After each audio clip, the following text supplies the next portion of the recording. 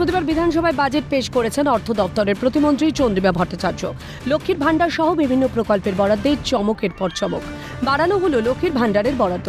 সাধারণ মহিলাদের 1000 টাকা করে ও তফসিলি জাতি জনজাতিভুক্তদের 1200 টাকা করে দেওয়া হবে, ঘোষণা রাজ্য সরকারের। পাশাপাশি বাংলায় বেকার যুবক যুবতীদের জন্য কর্মশ্রী প্রকল্পের ঘোষণা। তবে এই বাজেট ঘোষণার পর আশাহত বাংলার যুব সম্প্রদায় থেকেই সাধারণ মানুষ খুশছে বাংলার মানুষ। সিএনএর ক্যামেরায় উঠে এলো সেই ছবি। বিধানসভায় যে বাজেট পেশ হয়েছে সেই বাজেটে দেখা গেছে আমরা আমাদের মতো বেকার ছেলেদের দিশা দেখানোর জন্য সেরকম কোনো প্রকল্প আমরা দেখতে পেলাম না। আমরা ভীষণভাবে আশাহত এই বাজেটের দ্বারা। চাকরিতে দিয়ে বাড়ালেন, লক্ষ্মী ভাণ্ডার বাড়ালেন, আমার মেয়েরও সংসার চলছে না। আমি অত্যন্ত গরিব মানুষ, খুব কষ্ট করে লেখাপড়া শিখিয়েছিলাম, কিন্তু আমি কোনো আশার আলো দেখতে পাচ্ছি না।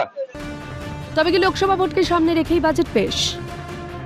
বেকার ছেলে মেয়ের চাকরি নেই, তাদেরকে চাকরি দেয়নি। একজন মাকে 500 টাকার বদলে 1000 টাকা লক্ষ্মী ভাণ্ডার দিচ্ছে। আমরা বলছি 1000 টাকা কেন দিচ্ছেন?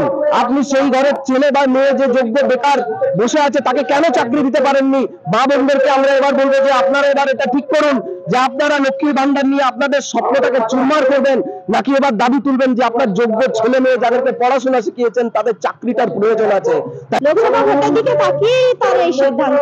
আর এখন সেই ললিপপ দেখানোর মতো এই 500 মানে লক্ষ্মী ভাণ্ডারের 500 টাকাটা 1000 টাকা করেছে। আবার সিভিক ভলেন্টিয়ারদেরও শুনলাম বেতনটাকে বাড়িয়েছে। সবকিছুই মানে ওই এর দিকে তাকিয়ে, লোকসভা ভোটের দিকে তাকিয়ে। এছাড়া বাজেটে রাজ্য সরকারি কর্মচারীদের আরো 4% হারে মহার্ঘ ভাতা বৃদ্ধি করা হয়েছে, কিন্তু এতে মোটেই উচ্ছ্বসিত নন সরকারি কর্মচারীরা। স্পষ্টতই জানিয়েছেন তারা, যেটা দেওয়া হচ্ছে সেটা শুধুমাত্র এক টুকরো রুটি ছুঁড়ে দেওয়ার মতো হচ্ছে। এটা কর্মচারীর জন্য অপমান, লজ্জার বিষয়। সত্যি কথা বলতে কর্মচারীদের দেওয়ালে পিঠ থেকেই গেছে, আর এই 4% দিয়ে কর্মচারীরা এতটুকুও খুশি নয়। ইতিমধ্যে গতকাল 4% ঘোষণা হয়েছে ঠিকই, কিন্তু আমরা যে 36% ডিউ আমাদের ছিল সেটা একটা বিশাল অঙ্ক।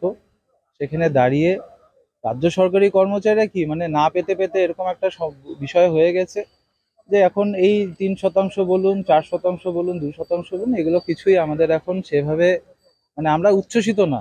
লক্ষ্মীর ভান্ডারে 500 থেকে 1000 করা হচ্ছে শুনলাম, এখনো পর্যন্ত ওই 500টাই ঠিক মতো দিতে পারছে না। আবার তার সাথে আবার এক্সট্রা আরো 500 করে হাজার করে দেওয়া হচ্ছে। এই টাকাটা আসবে কোত্থেকে? কোনো হিসাব নেই।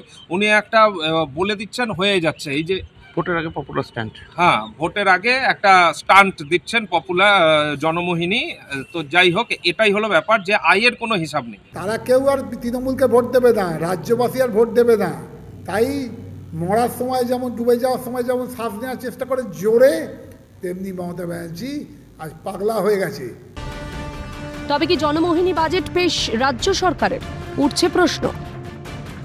ক্যালকাটা নিউজ।